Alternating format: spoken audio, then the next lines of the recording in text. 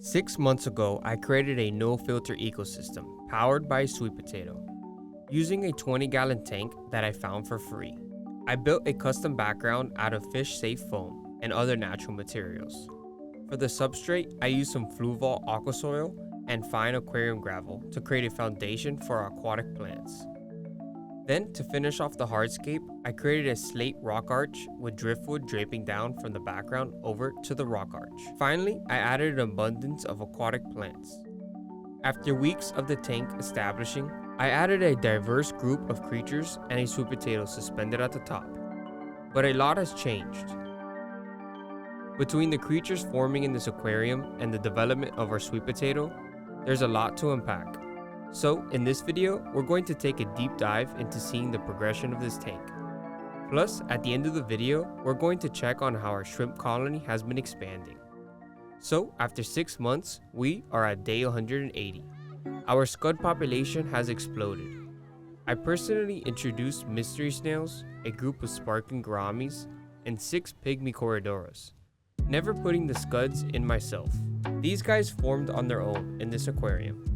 Since this is a no-filter ecosystem, after it became established, I did little to no maintenance in this tank, creating the perfect environment for scuds to thrive in. But this allowed other hitchhikers to establish themselves in the tank.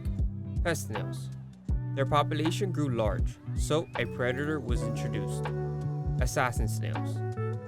I was able to control the population without harming the scuds. Not only is this the first time I've had these little guys in my tank, but it's the first time I've seen them in person. It's not something you can go buy at your local pet store. Now that I have them in the tank, I love them. They break down leftover fish food, plant debris, and waste before it rots. Plus, these guys can make a great food source for your fish. I am thinking about collecting a bunch of them from this tank and setting them up in another tank or jar, just for them to continue to multiply in. They are great for fish growth. Plus, since they're always darting around all the time, it gives the fish something to chase around, keeping them active and stimulated, instead of just eating fish food that does not offer any enrichment. In my first video on the main channel, when I showed how the scuds just kind of popped up on their own, a lot of people in the comments were kind of jealous. And honestly, just seeing how much these little janitors offer to an ecosystem, I do not blame them. Something that I don't like that just showed up is the pest snails though. At first their population was taking over the tank, but since the assassin snails have made a huge difference in maintaining the aquarium, you can see a bunch of empty shells along the substrate. Now for the star of the show, the sparkling gouramis. It's such a beautiful fish. The sparkle is just amazing. But unfortunately, I have not seen any signs of them breeding. This tank has a total of 4, and I was hoping over time we could see some gourami fry. One of their issues is I don't know how to identify their gender. After doing a bunch of research, I found it is really difficult to get a for sure answer on if the gourami you have is a male or female. But so far, I have not had any luck with these guys. Maybe I can see if this tank can handle a bigger bioload and add some more. But there's a lot of creatures thriving, and that may be too much for this ecosystem. We also can't forget about our bottom dwellers, our little pygmy corridoras that are constantly just relaxing on the substrate. I either see them bunched up together or even sometimes just finding some alone time. I think that just shows they have gotten really comfortable in here. When setting up the tank, I made sure to use the correct substrate for these little guys. I knew I wanted gravel to place over all the aqua soil. And since I was planning on adding these catfish with tiny whiskers, I had to go with a small grain size so they won't damage their whiskers as they swim along the bottom. It looks like that created an environment for them to be happy and healthy in. Something else that has been thriving is the duckweed at the top of the aquarium, which has been a double-edged sword for this tank. It has helped keep nitrates down in the tank, but it has also blocked a lot of the light from shining on all the other plants we put in here, causing a lot of the aquatic plants to die off. I even put some custom feeding rings that I made myself to open up light channels and give me designated spots to feed. I'm constantly scooping out the duckweed and it just keeps popping up. It also made me think, did that cause some harm to the sweet potato that we have acting like our little filter? Our sweet potato that once was flourishing with heart-shaped leaves is now filled with dried out leaves.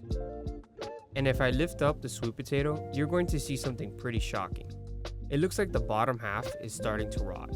So we are probably going to be removing it from the tank soon. It sucks that this happens, but honestly, I am still pretty happy with the growth we had. This was the first time I did something like this, and we had some success. I am not sure if this was supposed to last longer, but I am sure that this was not a forever solution to replacing something like a mechanical filter.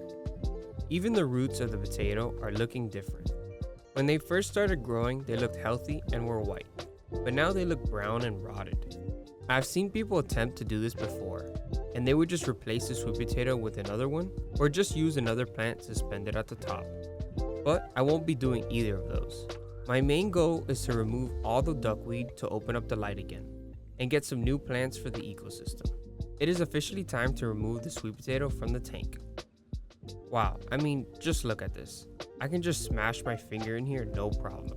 This thing is super soft. Alright, now that I showed what is happening with our food-powered aquarium, I want to show you guys what's happening with the shrimp ecosystem.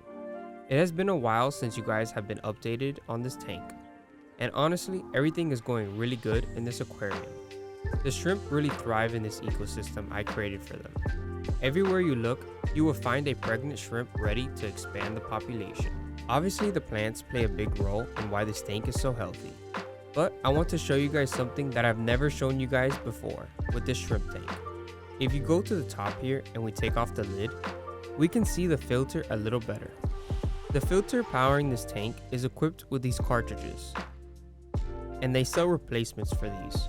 But I've actually never replaced any of the cartridges since I set up the tank. These are the original ones that came with the filter, and as you can see, they look pretty disgusting. But this is the key to why the ecosystem is thriving. There is so much beneficial bacteria established in these cartridges, so I would never replace these because I think it would just throw everything off. And the shrimp would probably have a big die-off.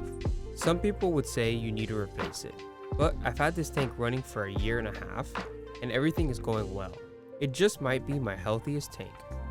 After seeing how good the no filter tank was at producing scuds, I was actually thinking about setting up a new aquarium with some of the shrimp from this tank and the scuds from the sweet potato tank, so we can continue to culture them and breed some more of these guys. Because honestly, I love them, and they are super helpful for any other ecosystems I set up. Shrimp and scuds can play important roles, but today I have a different plan.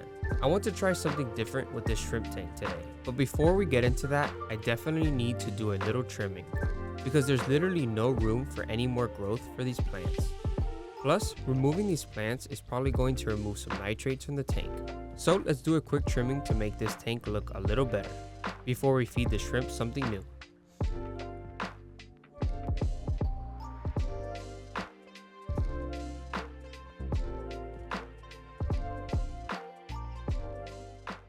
Alright, now that the shrimp ecosystem is looking a bit more pristine, it is time to see what else we could feed our shrimp, other than those pellets. So far, they have thrived on the pellets I have given them, but I wanted to give them something a little bit different. So I went online to look up and research what else I could offer them, and I found that they could eat some carrots. So I went ahead and bought some carrots and brought them back to the lab. Once I boiled the carrot and let it cool off, it was time to drop it in and see how our shrimp tank was going to react to something new. It did not take them long, 10 seconds into throwing it in, and the colony has swarmed the carrot. With how many shrimp are tearing into this treat, I wonder if the fish are going to try to snag a piece. I don't even think there's any room for them to join the feast with just how many shrimp we have in this ecosystem. It's been about 24 hours since I dropped the carrot into the shrimp ecosystem, and let's just say it was a hit. You can see bite marks all over it, and if you look closely, some of the shrimp have practically wedged themselves inside the carrot. But even though they're still enjoying it, I think it is time to take it out. I don't want to risk it rotting and causing an ammonia spike in the tank. It was a bit difficult to take out with my tweezers, because I didn't want to crush any of the shrimp. But finally I was able to get it out and see just how much they ate. Please leave a comment down below on what I should feed this colony next. Speaking of comments, I have gotten a lot from you guys on the main channel, telling me to do some relaxing videos on my tanks with chill music. So I have decided to make my first one on this shrimp tank, and I will be posting it on this channel. So if you enjoyed this little update and want to see the chill shrimp video, don't forget to like the video and subscribe, and I'll see you guys in the next one.